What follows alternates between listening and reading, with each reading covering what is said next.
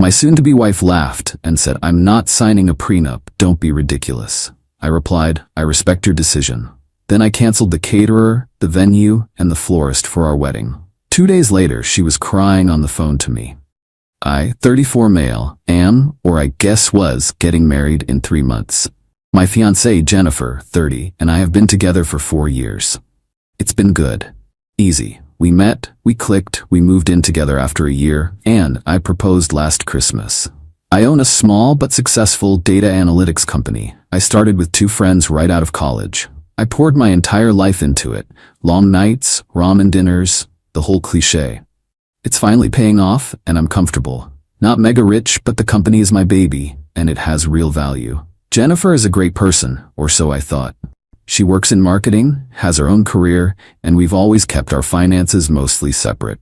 Just splitting shared bills for the apartment I own. She moved into my place. About a month ago, my lawyer, who helped me set up my company, strongly advised me to get a prenuptial agreement. He said it's standard practice for any business owner. It wasn't about love. It was about protecting the company from being torn apart in a potential divorce. It protects my business partners, my employees, everything. It seemed logical. I wasn't trying to protect a vast family fortune, just the thing I had bled for a decade before she was even in the picture. The terms were simple. What's mine before the marriage stays mine, what's hers stays hers, and anything we build together gets split 50-50. Fair, right? I brought it up with Jennifer last Tuesday. We were tasting cake samples at our kitchen counter. It was a happy domestic moment. Me, "Hey, so my lawyer brought something up that we should probably discuss. A prenup." She stopped mid-chew, a little blob of buttercream on her lip. She looked at me, then let out a sharp, loud laugh. Not a giggle. A full-on condescending laugh. "Jennifer. A prenup? Don't be ridiculous, Michael. We're not 70-year-old billionaires. That's the most unromantic thing I've ever heard." I tried to explain. I talked about the business, my partners, the employees whose livelihoods depend on the company's stability. I stressed that it was about protecting it, not hiding assets from her. Me, it's just a piece of paper to safeguard the business. Everything we build from this point forward, we build together. This is just about what I built before. No, it's a vote of no confidence. It's like you're planning the divorce before we even have the wedding. I'm not signing an in case we break up contract. It's tacky and insulting. I can't believe you'd even ask. She wasn't yelling. It was worse. It was this calm, dismissive arrogance, like I was a child asking for something stupid. She wiped her mouth, pushed the cake box away, and said the line that sealed it. "Jennifer, honestly, Michael, I'm not signing a prenup. End of discussion." I just looked at her, the calm way she said it, the finality. It was like a switch flipped in my head. All the warmth drained out of the room. I wasn't angry. I was clear. In that moment, I saw the future. Any disagreement, any major life decision would be met with the same dismissive wall. Her way or no way. The prenup wasn't the issue anymore. It was a symptom of a much bigger problem. It was about respect. I nodded slowly. "Okay, I respect your decision." And I did. She had every right to refuse, and I had every right to respond to that refusal. The next morning, I didn't say a word about it. We had breakfast, she went to work, everything was normal. As soon as she was gone, I opened my laptop. I pulled up the wedding planning folder. I had paid for the majority of the big-ticket items so far out of my savings. I spent the entire morning initiating the cancellations. It wasn't just a few simple calls. I was on the phone with the venue coordinator, which was followed by a formal email referencing the cancellation clause in our contract. I had to fill out a digital form to relinquish the date for the caterer. Each step was a cold, bureaucratic process. With every "your cancellation is confirmed" email that landed in my inbox, it felt like another door slamming shut on the life I thought I was building. The deposits, $15,000 for the venue, $8,000 for the caterer, $4,000 for the florist, all gone. A $27,000 lesson. It's been 2 days. She hasn't noticed anything yet. We're having dinner, making small talk. But the florist is supposed to call her tomorrow for a final consultation on the centerpieces. The call is coming. I'm just sitting here, waiting. Update 1. Well, it happened. As predicted, the call came. It wasn't the florist, though. It was the wedding venue. Apparently they had another couple desperate for our date and called to confirm the cancellation before giving it away. They called Jennifer's number, which was also on the contact sheet. I was at my office when my phone blew up. First a string of texts. The venue just called me. They said, "You canceled?" "Michael, call me right now." This is a joke, right? This is some stupid, twisted joke. I let the text sit for a minute, took a deep breath, and then called her. The second she picked up, it was just incoherent noise. Crying, yelling, hyperventilating. "Jennifer, why? Why would you do that? How could you humiliate me like this?" I let her go on for a bit. I didn't interrupt. When she finally paused for air, I spoke calmly. "There's no wedding, Jennifer, so I canceled the arrangements for it." "What do you mean there's no wedding?" "You made a decision about the prenup. You said, end of discussion. I respected that. My decision is that I will not get married without one, so no wedding." The line went silent for a solid 10 seconds. I could hear her breathing hitch. The crying stopped, replaced by a cold fury. "Jennifer, you canceled our wedding? Because of a stupid piece of paper? Without even talking to me? Our families have booked flights. I have a dress. What am I supposed to tell people?"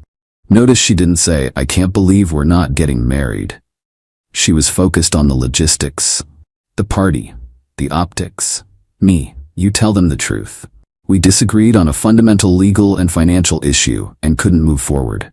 "Jennifer, they'll think you're a monster, that you're controlling." Maybe. Or maybe they'll understand that protecting the business I built for a decade is a reasonable request. That's when her mother, Barbara, got involved. Jennifer must have been at her parents' house. I heard muffled shouting, and then a new, steely voice was on the line. "Michael, I don't know what kind of power trip you are on, but you are going to call that venue back and fix this right now. You have embarrassed my daughter and our entire family." "With all due respect, Barbara, this is between Jennifer and me. She is my daughter. You think you can just pull the rug out from under her, humiliate her, and expect us to be quiet? You've already spent the money. Just reinstate the bookings, and we can all move past this little tantrum of yours." A tantrum. That's what she called it. They genuinely believed my calm, logical consequence was an emotional outburst. They thought I could be scolded back into compliance. That's not gonna happen. The deposits are gone. The wedding is off. I ended the call there. For the next week, it was a full-on assault from her family. I was still living with her, and the tension was unbearable. She moved into the guest room, and we existed like ghosts in the same space. I wanted to tell her to leave that very first night, but I held back. It wasn't out of kindness. It was strategic. Kicking her out immediately would make me the villain, giving her the perfect story of being thrown onto the street by her cold-hearted ex. I needed to handle this cleanly, by the book, leaving no room for her to paint me as the aggressor. After 2 weeks of this icy war, I finally sat her down. I told her she would need to find a new place to live and that I would give her 60 days, more than legally required, to make arrangements. She just stared at me. "Fine, but you owe me. You owe me for all of this." I had a feeling I knew what was coming next. Update 2. This past month has been a masterclass in psychological warfare. The smear campaign to our mutual friends was in full swing, with me cast as the money-grubbing villain. I stuck to the boring rational truth, and it seemed to be working with the people who mattered. The demand for money came, as predicted. Not in a phone call, but in a formal email from Jennifer. It contained a meticulously crafted spreadsheet.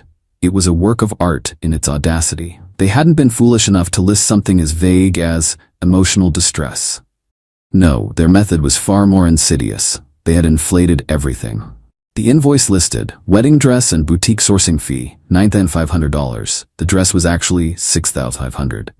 Alterations and custom fittings, $2,000. Actual cost was $800.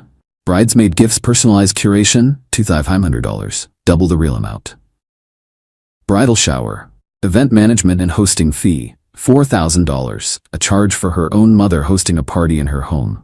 Non-refundable flight for her aunt, $1,800. A new category, wedding planning and coordination services, $5,000, apparently for the hours Jennifer and Barbara had put in. Total demand, $24,800. It was death by 1,000 cuts. Each line item was based on a kernel of truth, but grotesquely exaggerated. They were daring me to dispute it, knowing it would be a messy, he said, she said, ordeal. I didn't take the bait. My response was methodical. Subject, your itemized request. Jennifer, I will not be paying for inflated costs, family travel, or fabricated service fees for tasks you would perform for your own wedding. My original position stands. I am willing to reimburse you for the actual, verifiable cost of the non-refundable dress and its alterations. Please provide the original receipts from the boutique and the tailor, totaling $7,300. Upon my reimbursement of this amount, the dress is to be turned over to me. As for your living situation, the 60-day notice period is firm. That puts your move-out date at date. If you are not out by then, I will begin the formal eviction process as advised by my lawyer, Michael. Demanding the receipts was key. I knew she couldn't produce a receipt for $9,500. The refusal to pay for the management fees, while offering to cover the actual dress cost, positioned me as reasonable but firm. And the mention of my lawyer and a formal eviction showed I wasn't playing around. The rage was palpable. Her brother, David, showed up a few days later while I was working from home. He didn't try to be subtle. He blocked my doorway and started talking about how I'd led their family on, not just Jennifer. David, my dad was talking to people. He thought you were going to be family. He thought you were going to help him with his business. The comment hung in the air. Her father, Richard, runs a small, struggling manufacturing company. The pieces clicked into place. This was never just about a marriage. It was about a merger. I stared at David. This is my home, and you are trespassing. Leave now, or the next person you talk to will be a police officer. He blustered, but he left. The threat was a little clearer now. This wasn't just about pride, it was at a failed investment, and they were trying to collect. Final update. It's over. The final act didn't play out with a single dramatic confrontation, but in a series of tense, unraveling conversations that were far more real and ultimately more satisfying. Jennifer ignored the move-out date. The deadline came and went. She was banking on me not having the stomach for a legal battle. She was wrong. The next morning, my lawyer filed the first stage of a formal eviction. It was a slow, expensive, bureaucratic process, but it was the correct one. Then, 2 weeks ago, I got the email from her father, Richard. Subject, a path forward. Michael, I think things have gotten out of hand. The emotion is too high. I'd like to sit down, man to man, and find a sensible solution. Just lunch. My treat. I knew this wasn't about his daughter's heart. It was a damage control meeting for his business ambitions. Against my better judgment, my curiosity won. I agreed. We met at a quiet restaurant. He was smooth. He oozed paternal concern. He barely mentioned Jennifer, instead talking about misunderstandings and hot heads. Then he pivoted. Richard, you know, Michael, what I've always admired about you is your mind.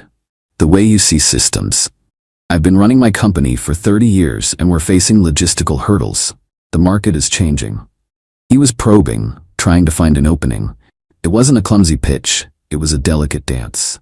Me, it's a tough climate for manufacturing. I kept my answers short, non-committal. Exactly.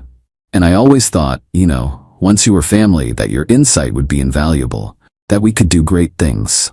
It's a shame to let a small disagreement derail that kind of potential. There it was. The we. I decided to stop letting him dance. Me. Richard, is that why we're here? Not to talk about Jennifer, but to see if you can still get free consulting for your company? He flinched. The mask of the concerned father slipped. That's a cynical way of putting it. I'm talking about family helping family. Your son came to my home to threaten me. Your daughter sent me a fraudulent invoice for nearly $25,000. Your wife screamed at me over the phone. That's not how my family operates, Richard. What you call helping family sounds a lot like a hostile takeover. The conversation fell apart. It wasn't a clean monologue from me. It was a messy, tense exchange. He got defensive, denied everything, accused me of being arrogant, of misinterpreting everything. But the desperation was clear. I wasn't scoring points with a speech. I was just holding up a mirror, and he hated what he saw. I ended it by saying my lawyer was handling all future communication regarding Jennifer and the apartment and left him with the bill. The fallout wasn't immediate. For a week, there was silence. I thought my move had backfired.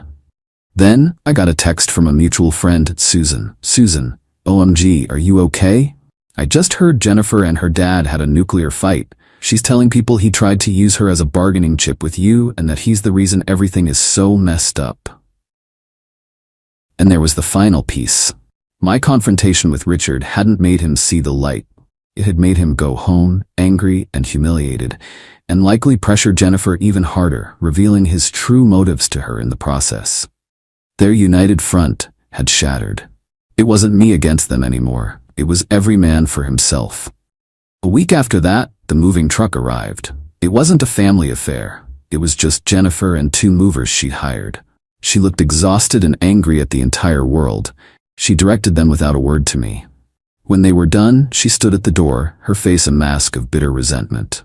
Jennifer, I hope you and your precious money are very happy together. There was no sadness, just spite. Me, I hope you find what you're looking for, Jennifer. And she left. The eviction was halted, the apartment is quiet, I lost the deposits and I have some legal fees, but it's the best money I ever spent. The justice wasn't a single moment of revenge. It was watching their greed and entitlement become the instrument of their own undoing. They didn't just lose a wedding or a potential financial windfall. They turned on each other. And that's a kind of fallout no amount of money can fix.